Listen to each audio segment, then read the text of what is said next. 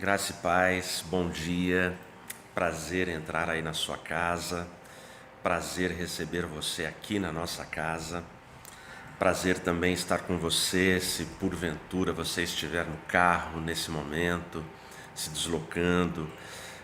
Pode ter gente aí da área médica, né? Enfermeiros, médicos de plantão trabalhando e de repente está ali com o seu celularzinho conectado aqui no nosso culto. Meu abraço para você e que a graça e a paz do Senhor seja sobre nós. Amém? Muito bom estarmos juntos aí mais um sábado, né? E para mim é um momento meio que nostálgico, né? Não imaginei que tão cedo, num sábado pela manhã, estaríamos aqui numa transmissão em casa, mas a vida surpreende a gente. A misericórdia. Quem não precisa dela? Quem de nós consegue viver sem as misericórdias de Deus? Sobre esse tema que a gente vai refletir, para esse tempo, esse código para um feliz ano novo, esse código tão necessário, esse código tão presente nas nossas vidas e que não dá para viver sem. Nas regiões de conflito, quando você pensa em países que estão em guerra, normalmente as fronteiras, elas ficam sendo vigiadas pelos exércitos, e eles vigiam somente até as fronteiras. E aí, entre uma fronteira e outra fronteira, existe ali o que se chama, na linguagem militar, de zona intermediária. Experimente passear pela zona intermediária. Você vai entender uma expressão que a gente usa sem nunca ter vivido, pelo menos a maioria de nós. Pode ser que tenha alguém aí assistindo que já participou de uma guerra, portanto, pode ter vivido essa experiência que eu vou citar agora. Mas se você caminhar no que é chamado de zona intermediária, entre uma fronteira e outra, isso é o que soldados chamam de terra de ninguém. A gente usa essa expressão. Caramba, isso aqui é terra de ninguém. A bagunça naquela casa é tão grande que aquilo é terra de ninguém. Aquela igreja parece terra de ninguém. Aquela empresa, aquele lugar parece terra de ninguém. Portanto, você tenta caminhar pela zona intermediária e você terá uma situação extremamente perigosa. E por quê? Porque a zona intermediária, ela não é patrulhada, ela não é vigiada por ninguém. Cada nação defende a sua fronteira. Cada nação guarda a divisa dos seus interesses. Dali para fora é terra de ninguém. Eu diria para você que a nossa geração, ela está brincando nas fronteiras da fé. Exatamente. Nós temos uma geração, nós temos um povo que está vivendo, andando, interagindo neste mundo sem nenhuma proteção, sem nenhum tipo de defesa. Simplesmente vai caminhando por essa terra de ninguém e vai achando que dá. Quanta gente do seu convívio que já se afastou do Evangelho? Quantas pessoas, possivelmente até mesmo dentro da sua família, que outrora tinham um grande prazer pelas coisas do reino, pela simplicidade de um culto, mas que hoje perderam totalmente o interesse e foram para essa área, para essa terra de ninguém, porque passaram a achar, assimilaram como verdade para si: Eu consigo ser crente sem igreja. Eu consigo levar a minha fé sem todas aquelas regras chatas de uma denominação. Porque a religião, ela é pesada.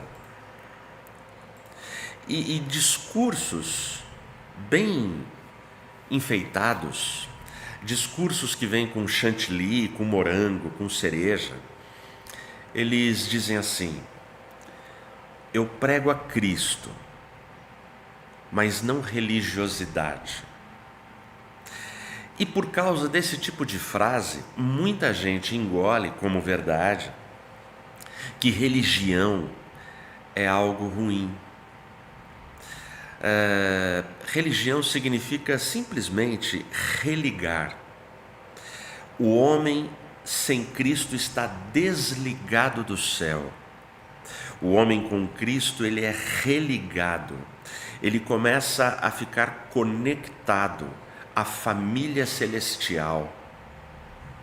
E é interessante que Cristo, ele tem prazer nessa família. Por mais defeitos e fraquezas, por mais deficiências que essa família possa ter, Cristo, ele tem profundo amor. Ele tem um zelo, um ciúmes tremendo e intenso por essa família, por essa igreja. Então a religião, na sua essência, no que ela significa no espírito da lei, no espírito da palavra, ela é bênção, ela é alimento, ela é uma referência, ela é um pilar. Evidente que heresias, escândalos, abusos, ninguém de nós concorda com nada disso. Nenhuma pessoa minimamente esclarecida, ela vai concordar com todo tipo de prática errada que se faz em nome da religião. Mas esse tipo de argumento, eu não gosto disso por causa disso, ele se encaixa com qualquer coisa. Eu não gosto mais de família, eu não quero família porque as famílias estão destruídas. Eu não gosto disso porque lá só acontece coisa errada. Não, você não tem que jogar fora o feto do bebê junto com todo o líquido. Você não faz isso. Você não pode fazer isso. Estas são decisões que somente o soberano Deus, na sua sabedoria, na sua onisciência, é Ele quem define os caminhos. E nós nos submetemos, e nós nos alegramos, e nós recebemos dEle com gratidão no coração, mesmo aquelas coisas que não compreendemos. E recebemos com gratidão porque nele confiamos. Portanto, a gente tem uma geração brincando arriscadamente, brincando perigosamente nas fronteiras da fé, achando que dá para se locomover sozinho, achando que dá para responder às demandas emocionais, espirituais, achando que dá para responder todas as suas necessidades sem a ajuda de quem quer que seja. Só que a vida, meu amigo, só que a vida, minha amiga, garoto e garota que estão aí me ouvindo, a vida não é assim. A gente precisa, a gente depende da ajuda, da presença, da participação, do ato de mãos dadas, de comunhão, porque nós recebemos talentos diversos e diferentes, e nós nos completamos na comunhão. Existem coisas que eu sou um fracasso, que eu sou uma deficiência enorme, eu dependo do meu irmão para completar essas coisas. Existem outras coisas que eu sei que eu sou muito bom, mas eu sou muito bom não porque eu seja muito bom, mas porque Deus me deu esses talentos. Portanto, nisso que eu sou bom, eu preciso servir aquele meu irmão e completá-lo. É assim que funciona a dinâmica da vida. É assim que nos ajudamos e nos defendemos, debaixo da poderosa mão de Deus conosco. Portanto, quando a gente está nessa zona de convergência, quando nós estamos nessa terra de ninguém, e me parece que 2022, como foram os anos aí para trás, me parece que nós precisamos do código da misericórdia para sobrevivermos a esse tempo, a essa terra de ninguém que está colocada, que está posta. Quero ler para você um versículo da palavra de Deus, no livro do profeta Ezequiel, capítulo 20, o versículo 22, em nome de Jesus. Ele diz assim: Todavia, eu retirei a minha mão e forjei por causa do meu nome, para que não fosse poluído à vista dos pagãos, a cuja vista eu os trouxe adiante. Deixa eu ler de novo para você. Todavia, eu retirei a minha mão e forjei por causa do meu nome, para que não fosse poluído à vista dos pagãos, a cuja vista eu os trouxe adiante. Feche os seus olhos. Pai, muito obrigado por esse tempo. Obrigado pela tua palavra. Obrigado, Senhor, por essa hora. Fala conosco, ó Deus. Nos ajuda e age com misericórdia. Nós precisamos demais dessa tua misericórdia que somente tu tens para nos dar. Em teu nome, para a tua glória e louvor eu oro. Amém. O capítulo 20 de Ezequiel é um capítulo pesado, é um capítulo difícil, ele não é um capítulo fácil de ser digerido. E basicamente o que está acontecendo no capítulo 20 do profeta Ezequiel? De 1 a 4, os anciãos, os sábios, os conselheiros, os líderes do povo procuram o profeta, que eles querem inquirir a Deus, eles querem falar com Deus, eles querem fazer perguntas a Deus a respeito do atual momento. Para eles era assim: bom, agora que Jerusalém está em ruínas, agora que as coisas estão todas esfaceladas e destruídas, o que devemos fazer? Qual deve ser o nosso comportamento? Qual será a solução para esse tempo? Então, de 1 a 4, eles procuram a Ezequiel para fazerem esse pedido. E aí Deus responde através do profeta: não vou ser inquirido por vocês, não aceitarei, eu não vou autorizar que vocês queiram me fazer perguntas, e eu não vou responder estas perguntas de vocês. Esse começo difícil, esse começo duro, está de 1 a 4. Do versículo 5 para frente, no entanto, Deus começa a falar e a narrar todo o processo de desobediência, idolatria e infidelidade daquele povo. E é interessante que Deus vai gastar o capítulo inteiro. E começa ali na história do Egito, quando o povo está ali no Egito, indo até o cativeiro. Ou seja, passando por todas as situações. E aí Deus vai falando numa linha histórica de todos os comportamentos da nação em relação à vontade dele, em relação às ordens dele. Então Deus vai mostrando para aquele povo tudo de ruim que aquele povo praticou, a forma como o povo se manteve distante dele. É desta forma que a gente vê esse povo vivendo numa terra de ninguém, porque achou que dava para viver sem os ditames, sem as orientações, sem os cuidados de Deus na sua vida.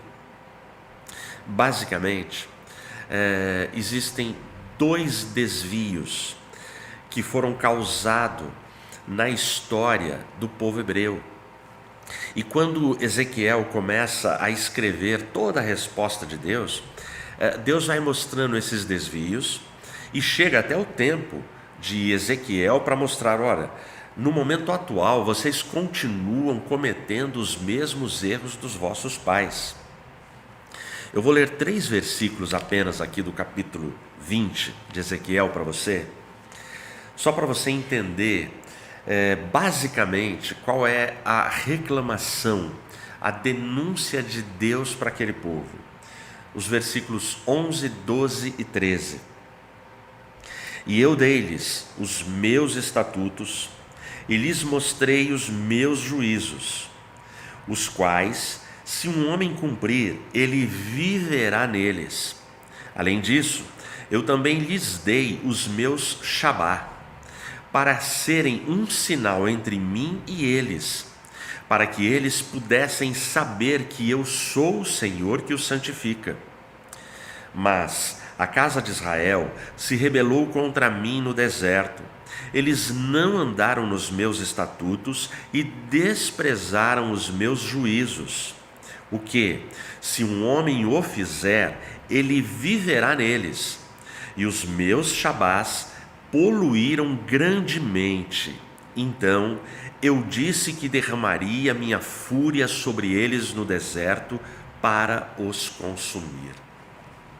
Basicamente, os dois desvios da nação têm a ver com os 10 mandamentos e o Shabá. Tem os juízos e os estatutos, são os 10 mandamentos e os Shabás, que aqui em Ezequiel, Deus reclama, os meus Shabás. Ora, não bastaria Deus reclamar apenas dos 10 mandamentos, já que o 4º mandamento é o sábado. Mas Deus reclama da desobediência à sua lei, e aí ele dá uma ênfase, ele dá um destaque aos meus Shabás.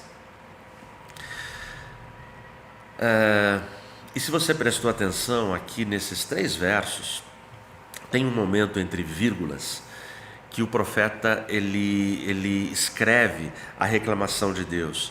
Deus fala assim: se o povo tivesse obedecido, tivesse honrado os meus estatutos e os meus Shabás, o povo viveria através disso. O viveria o povo teria a minha bênção, a minha proteção, teria prosperidade, teria todos os cuidados. Quando Deus fala sobre os meus Shabás, é porque na Bíblia hebraica nós temos os sábados que são nossos. Quais são eles? Todo o 7º dia da semana.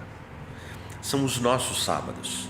São os sábados ordinários. Eles acontecem toda semana. Quando Deus fala sobre os meus Shabás, Ele está falando de grandes sábados, como feriados nacionais. Por exemplo, festa de Pentecostes, a festa da Páscoa, festa das cabanas, ou seja, toda grande festa de Israel, independente do dia da semana que caísse, aquele dia era um grande sábado. Então, um exemplo, a Páscoa neste ano cai na quarta-feira. Portanto, naquela quarta-feira, aquela quarta ela é chamada de um grande sábado. Esses são os meus Shabás.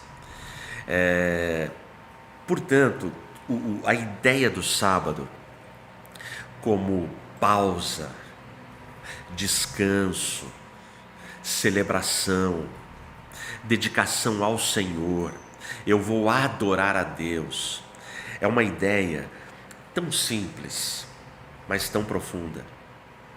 Muita gente olha para o sábado pensando assim: mas é só um dia, tanto faz.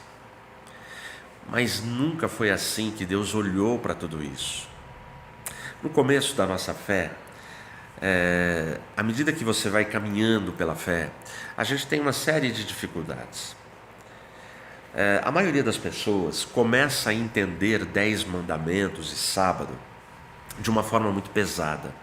Começa a entender como a lei. Cumpre a lei e você conquista isso. Só que o tempo passa e a gente descobre, a gente chega à conclusão que a gente não consegue de forma perfeita guardar a lei. Tem uma situação que eu acho muito louca, mas ela é muito elucidativa, que é a história do ímã. Sabe o ímã? Um ímã, ele tem 2 polos. Esses polos não se atraem. Eu compararia o ímã àquilo que Paulo fala aos Romanos capítulo 7. Eu quero fazer o bem, mas não consigo. E o mal que eu não quero, esse eu faço. Paulo ele fala de 2 polos que são antagônicos, 2 polos que se repelem, que não conseguem proximidade. Essa é uma luta que nós temos. Por que eu falei do ímã? Porque daí a pessoa fica tão incomodada com aquela peça que tem 2 polos que não se atraem, e ela tem uma solução brilhante. Vou pegar uma faca, uma serra e vou cortar ao meio esse ímã. Quando você corta um ímã ao meio, você sabe que não adianta nada. Você passa a ter 2 ímãs com 2 polos. Aí a pessoa fala, não, eu vou cortar de novo. Você vai ter mais 2 ímãs. Eu vou cortar em 20 pedacinhos. Você vai ter 20 imãzinhos. Porque você corta e ele continua com 2 polos. Porque ele é um ímã. Enquanto nós não entendermos e não olharmos para a palavra, para entendermos que mandamentos são presentes, a gente vai sofrer. Marcos 2:27. O sábado foi feito por causa do homem, e não o homem por causa do sábado. Isso é tão verdadeiro. O sábado foi feito por causa do homem, ou seja, o homem já estava feito no 6º dia da criação. Então agora vem o sábado que é feito por causa deste homem. Tem muita sabedoria aqui. Deus faz o sábado para descanso. Deus estava cansado? O nosso Deus não se cansa, não se fatiga, Ele não cochila, Ele não dorme. O guarda de Israel está sempre pronto. Nada e ninguém o surpreende. Mas para o homem, Ele cria o sábado. E Ele cria o sábado como deleite, como descanso, para que esse homem possa adorar. Portanto, a gente tem aí uma geração, nesse momento, vivendo numa terra de ninguém. Uma terra de ninguém e clamando por misericórdia. Quer ver? Se você está aí com a sua Bíblia, abre ela em Êxodo capítulo 20. Vamos dar uma passadinha, porque infelizmente muita gente se esquece desses 10 mandamentos. Vamos dar uma passadinha neles? Olha só. E falou Deus todas estas palavras, dizendo: Eu sou o Senhor teu Deus, que te tirou da terra do Egito, da casa da servidão. Os versículos 1 e 2 de Êxodo 20, para mim, eles já revelam a graça maravilhosa de Deus. Porque quando Deus retira o povo da escravidão do Egito, ainda não tem 10 mandamentos para guardar. Primeiro Deus abençoa, primeiro Deus salva de graça, e agora Deus chega para essa geração e fala: vamos estabelecer um pacto, juras de amor, votos de um casamento. Agora a gente vai estabelecer aqui como vai ser a profundidade do nosso relacionamento. E aí Deus começa, olha o versículo 3, que é o primeiro mandamento: não terás outros deuses diante de mim. Deus está trazendo esse povo de muita idolatria, de muitos deuses lá no Egito, nas terras do deserto, os povos do deserto que eles vão encontrar. É um povo que está impregnado de deuses. E Deus já estabelece: olha, não terás outros deuses diante de mim. E a ideia do primeiro mandamento é: se você entender o primeiro mandamento, se você captar a profundidade do primeiro mandamento, todos os outros 9 serão possíveis de estabelecer uma guarda, um relacionamento mínimo com eles. Aí ele continua: não farás para ti nenhuma imagem esculpida ou qualquer semelhança de alguma coisa que está em cima no céu, ou que está embaixo na terra, ou que está na água embaixo da terra. Deus é contra a arte? Não. O segundo mandamento é contra a idolatria. O segundo mandamento não é contra a arte. Deus não tem problema com a arte. Aliás, na construção do templo de Salomão, na concepção do tabernáculo, o que nós mais vamos ver são objetos simbólicos que simbolizam alguma coisa. A própria arca, os querubins, tudo tem um simbolismo. Deus não é contra a arte, mas Deus é absolutamente contra a idolatria, onde as pessoas constroem um ídolo de um toco de árvore, de uma pedra, de um metal, de um barro, e prestam veneração e adoração a esse ídolo. É isso que se trata o segundo mandamento. Aí ele vem aqui para o terceiro mandamento: não tomarás o nome do Senhor teu Deus em vão, porque o Senhor não terá por inocente aquele que tomar o seu santo nome em vão. Sabe quando eu aprendi o valor de um nome? Custou caro, custou muito caro. Empresta o seu nome para alguém, seja fiador de alguém, deixe que as pessoas usem o seu nome. E aí, quando o seu nome estiver na lama e que todos os envolvidos fugirem e deixarem você na mão, você vai entender quanto custa um nome. Não é barato. E é a única coisa que nós temos. Não conta carro, casa, bens, nada disso. O que as pessoas querem saber, o que você quer saber perante a sociedade é se o seu nome tem valor. Nosso nome. Não tomarás o nome do Senhor teu Deus em vão. E infelizmente a gente está vivendo numa terra de ninguém, onde o que não faltam são memes, piadas sujas, séries na televisão, zombando do nome de Deus, ridicularizando o nome de Deus. E para nossa surpresa, muitos crentes brincando com o nome de Deus. E aí a gente chega no quarto mandamento: lembra-te do dia do sábado para santificá-lo. 6 dias trabalharás e farás toda a tua obra, mas o 7º dia é o sábado do Senhor teu Deus. Nele não farás obra alguma, nem tu, nem teu filho, nem tua filha, nem teu servo, nem tua serva, nem teu gado, nem teu estrangeiro que está em tuas portas. Porque em 6 dias o Senhor fez o céu e a terra, o mar e tudo que neles há, e descansou no 7º dia. Portanto, o Senhor abençoou o dia do Shabá e o santificou. Lembra-te. O lembra-te vocês se esqueceram. É muito interessante. Eu quero pegar essa palavrinha. Deus, ele resgatou o povo do Egito graciosamente. Mas Deus já sabia da nossa memória curta. Deus já sabia como o homem depende de motivações, como a gente se esquece das coisas. Então Deus estabeleceu 10 palavras, porque no hebraico antigo os 10 mandamentos são chamados de 10 palavras.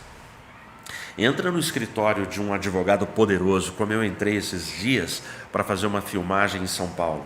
A biblioteca do cara era maior que a minha sala, 3 andares, um monte de código de leis. Deus estabeleceu 10 palavras. Qualquer pessoa consegue memorizar, internalizar e compreender essas 10 palavras. Mas o povo havia se esquecido. Então Deus, ele santificou, ele abençoou, ele separou esse dia para que a gente descansasse. E como estamos cansados. Eu não sei você, mas eu estou cansado. Cansado de tanta luta, cansado dessa pandemia, cansado de ver gente sofrendo, cansado de ver gente morrendo, cansado de ver pessoas atoladas no pecado e não conseguem se tocar, não conseguem sair do pecado. Então Deus propõe o sábado como descanso, como cura, como renovação. E aí ele começa a entrar nos mandamentos que tem a ver com relacionamento, o relacionamento nosso. 5º mandamento: honra teu pai e tua mãe para que te prolongue os teus dias na terra que o Senhor teu Deus te dá. O primeiro mandamento com promessa: honrar pai e mãe. E aí, você acha que essa geração tem honrado pai e mãe? Você acha que toda a galera da igreja tem honrado pai e mãe? Você acha que as crianças hoje em dia têm respeito pelos mais velhos? Você acha que isso é uma prática que está acontecendo? Nós estamos numa zona protegida pela fronteira, ou essa geração está andando em terra de ninguém? O que você acha? O que você acha que está acontecendo? Não assassinarás. Ou seja, você não pode tirar a vida de uma pessoa por prazer, por luxúria, porque você acha que é o justo, é a justiça a ser feita. Não assassinarás. E hoje você vê um ladrão matando um garoto por causa de um celular. Você vê uma pessoa matando a outra simplesmente porque ela fez um gesto em falso.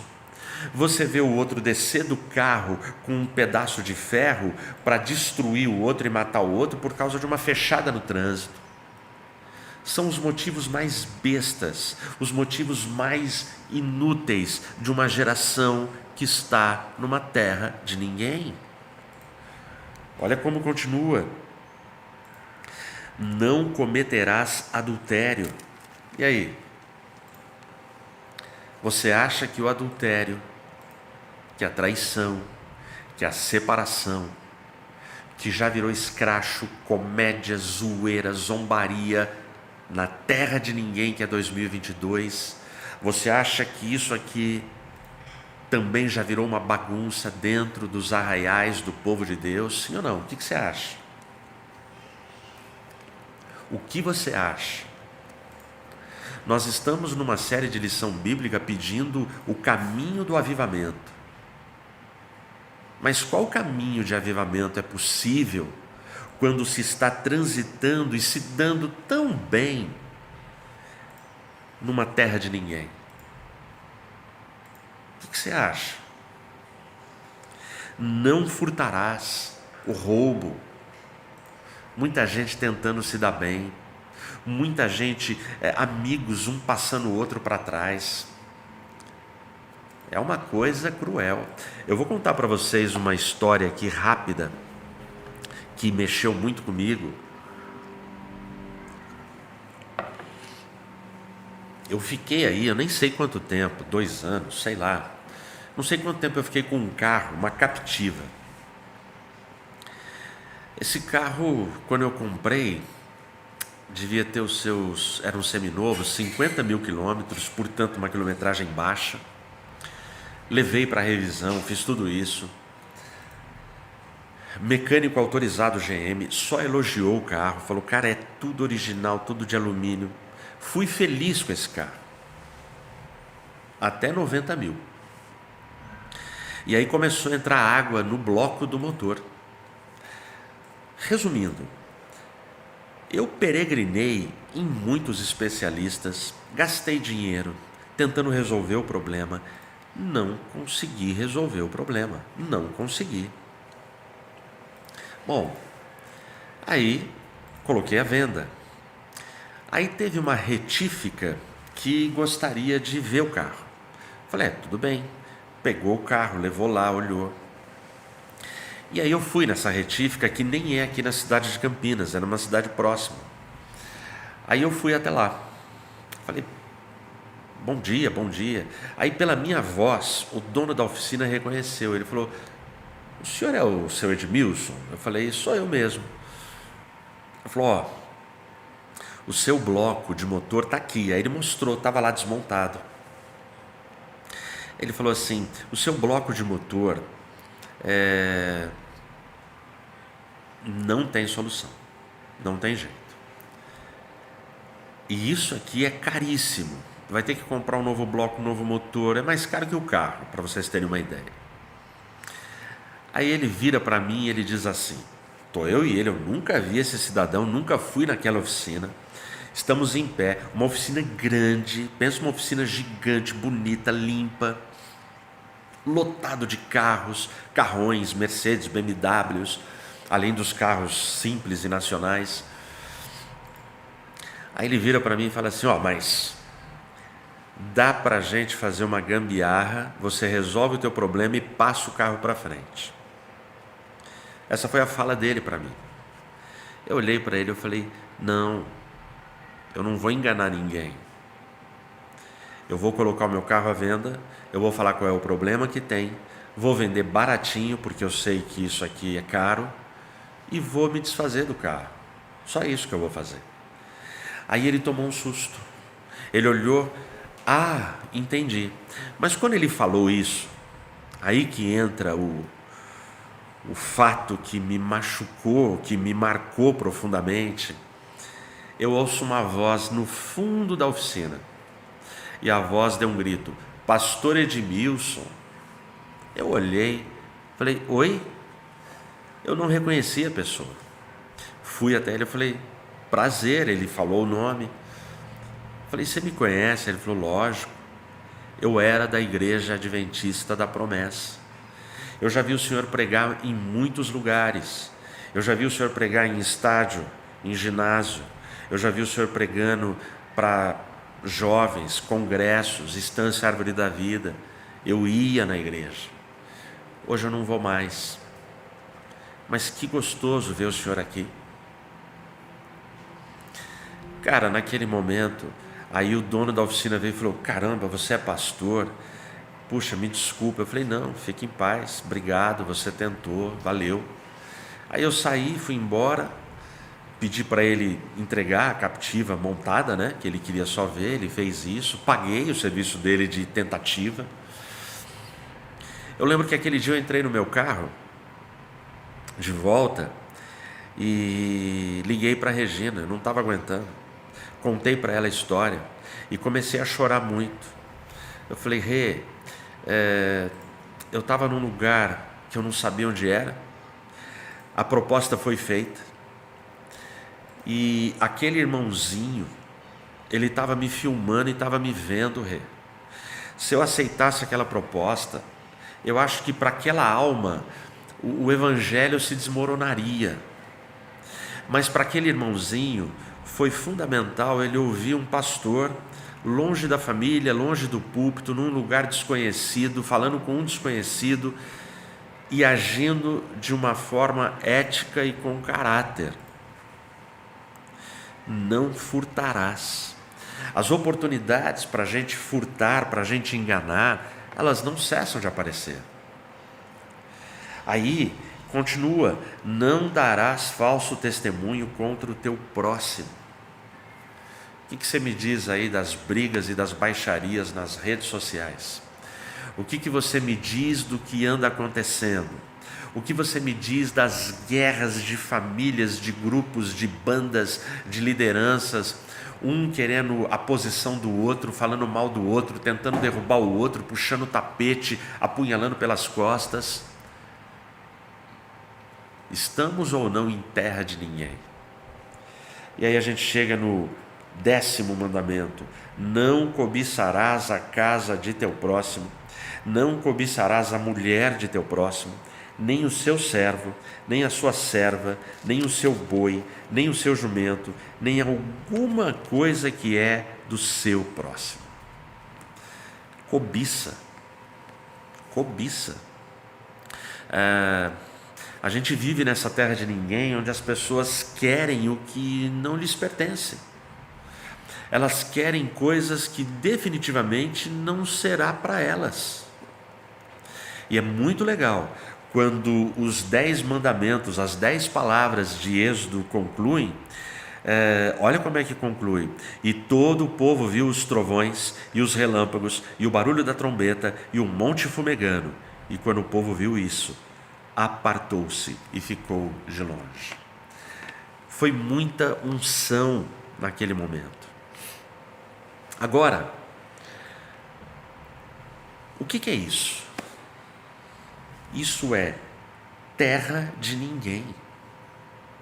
A nossa geração, nesse 2022, está vivendo exatamente como a geração de Ezequiel capítulo 20, numa terra de ninguém, achando que vai se dar bem, esquecendo dessas 10 palavras. Você já imaginou se o mundo, de repente, num rasgo de misericórdia, se o mundo, por uma semana, falasse assim: nós vamos obedecer, honrar e guardar as 10 palavras? Cara, chegaria cura nas nações, renovação nas nações, chegaria um novo tempo para estas nações. Mas o mundo está numa terra de ninguém, vivendo nas fronteiras da fé. É isso que está acontecendo. O mundo precisa de misericórdia. Vamos lá, e o que é misericórdia? Misericórdia é um sentimento de solidariedade por alguém que está enfrentando uma tragédia pessoal, ou aquela pessoa que foi literalmente à lona, ela está vivendo em desgraça. Isso que eu estou te falando não é explicação teológica, é explicação que você encontra no dicionário, e a explicação do dicionário continua. Qual a resposta que se exige da misericórdia? Se a misericórdia for autêntica, qual é a resposta? Sabe quais são as 2 palavras que o dicionário usa? Perdão e graça. Quando você vê alguém com uma tragédia pessoal, uma pessoa que está em completa desgraça, ela precisa de perdão e graça. Por quê? Porque ela sozinha não dá conta. Esse é o segredo desse código. Eu preciso de misericórdia. Por quê? Porque eu só pisei na bola, porque eu só errei. O último versículo aqui do capítulo 20 de Ezequiel é uma facada.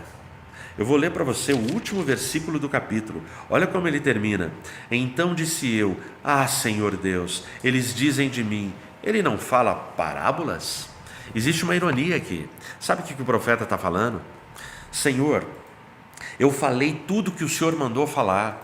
Eu falei de todos os erros deles, que eles estão fora dos estatutos, que eles não honram os seus shabás. Eu falei tudo. Mas sabe o que eles estão falando para mim? Esse cara só fala por parábolas. É só com charadinhas, enigmazinhos, códigos. É isso que ele faz. Eles não dão crédito à palavra do profeta. Ou seja, quando caímos numa terra de ninguém, nas fronteiras da fé, a pessoa ainda é invadida por arrogância, por orgulho, por autossuficiência, ela está indo de mal a pior, ela está se arrebentando na vida e na família, e ela não percebe, ela não se toca, ela não admite. Por isso esse código é tão importante. Por isso o versículo 22 é tão importante. E aí, de tudo isso, eu quero extrair com você apenas uma lição. E a lição que fica para mim é: a misericórdia do Senhor livra-nos de nós mesmos. Somente a misericórdia do Senhor livra-nos de nós mesmos. Eu vou mostrar para você aqui nesse texto, Ezequiel 20, 3 versículos. Quer ver? Se você tiver aberto aí no capítulo 20, o versículo 9, olha o que ele diz: mas eu forjei por causa do meu nome, para que não fosse poluído diante dos pagãos. Só até aí. Presta atenção no 14. Mas eu forjei por causa do meu nome, para que este não fosse poluído diante dos pagãos. Agora, o 22, que foi o que eu li no começo. Todavia eu retirei minha mão e forjei por causa do meu nome, para que não fosse poluído à vista dos pagãos. O que quer dizer essas 3 repetições? Essas 3 repetições aqui, esse é o momento de graça e de misericórdia desse texto. Deus está narrando uma linha histórica, onde o povo se desvia, se afasta. E Deus está repetindo por 3 vezes que Ele retira o peso da mão dele e age com misericórdia, porque o povo sozinho não vai dar conta. Porque se Deus for exercer um juízo pleno e absoluto, Ele aniquila com o povo. Note, durante toda a narrativa, você não tem um povo pedindo misericórdia, mas você tem um Deus agindo com misericórdia para preservar o seu povo, para ajudar o seu povo, porque Ele está vendo que esse povo está perdido, esse povo não dá conta. Isso tem a ver com repetição, a repetição da graça, da misericórdia. Onde é que a gente vê isso no Evangelho? Lucas capítulo 1, o versículo 50, faz parte do cântico de Maria, do Magnificat. Olha o que diz aqui no versículo 50: e a sua misericórdia está sobre os que o temem, de geração em geração.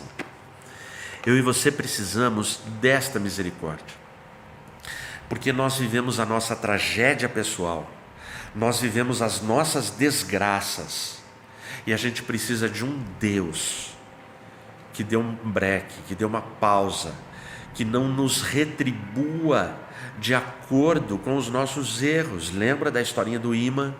A gente vai cortando. E aí eu queria que você assimilasse isso. A gente passou pelos 10 mandamentos. Eu citei para você Marcos 2:27. O sábado é bênção, é presente, e a lei é presente. A lei deve ser um estilo de vida, para esse tempo. Deus quer abençoar, Deus quer ter misericórdia daqueles que Ele quer ter misericórdia. Ele quer se compadecer daqueles que Ele quer se compadecer. Ele quer ajudar, e a gente depende dessa ajuda. Eu quero concluir com você, contando para você rapidamente a história de um personagem de ficção, mas um personagem que mexeu comigo por esses dias. Um cara que passou a vida desrespeitando as leis e desrespeitando todo o conceito de Shabá como descanso. Eu estou falando com você de Mike Corleone. Se você já assistiu O Poderoso Chefão, a trilogia, você sabe de quem eu estou falando. Mike Corleone, na trilogia, ele é um gangster. Ele é um cara do mal. Mas você vai acompanhando todo o filme e você vai entendendo a psicologia de um cara desse. A família dele, o que ele sofreu, o que ele passou.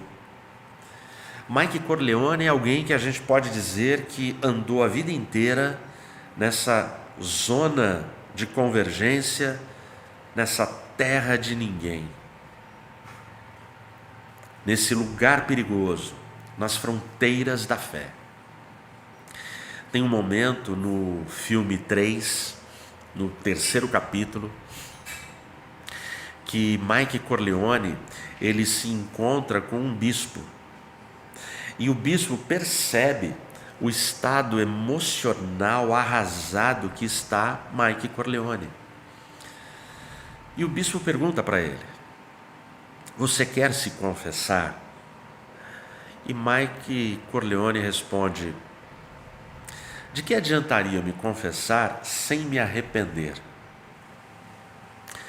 Aí o bispo vira para ele e fala: vejo que você é pragmático, você é bem prático. E os dois ficam ali em silêncio, a cena é muito forte. E Michael Corleone começa a confessar. Um gangster, um homem que nunca deu satisfação para ninguém, que nunca se devotou a Deus, nunca. Mas ali ele começa. E aí ele começa a falar: eu traí a minha esposa, eu mandei matar, eu matei meu irmão. Ele começa a falar todos os crimes dele, todos os pecados, todos os erros. E é impressionante que ele começa a chorar muito. Até que o bispo vira para ele e fala assim: a sua vida, ela pode ser redimida, mas o que impede é que os seus pecados são muito pesados e você tem sofrido muito por causa deles. E a cena termina com ele chorando e a gente não tem uma resposta se ele se arrepende, se ele pede perdão ou não. Até que o bispo tem uma fala que para mim é marcante. O bispo vira para ele e fala assim: você está vendo essa pedra?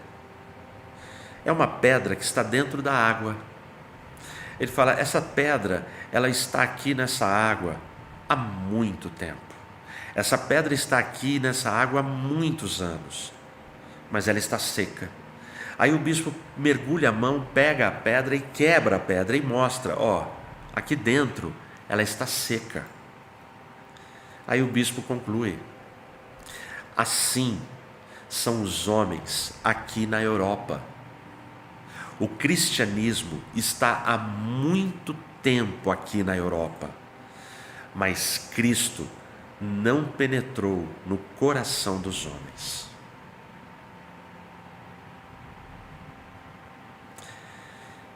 Peça misericórdia ao Deus soberano para a sua vida. Peça misericórdia para a sua família. Peça misericórdia para você. O Espírito Santo pode quebrar a dureza do seu coração, para que Cristo possa ser impregnado na sua vida e novos tempos e um novo ano possa ser realidade na sua história e na história da sua família. Não permita que pedras como o orgulho, como a autossuficiência, como a arrogância te mantenham mergulhado na graça, sem jamais usufruir os benefícios da graça. Não adianta nada frequentar uma igreja há tantos anos, tentar obedecer as coisas, tentar fazer as coisas no conceito de toma lá da cá, não adianta. Mas receba mandamentos, o Shabá, como presente. Pratica, obedece, honra ao teu Deus e clama por misericórdia. O filho de Davi está passando e eu e você precisamos clamar como aquele cego à beira do caminho: Jesus, filho de Davi, tem misericórdia de mim. Ele vai agir com perdão, com graça e com misericórdia. Que Deus te abençoe.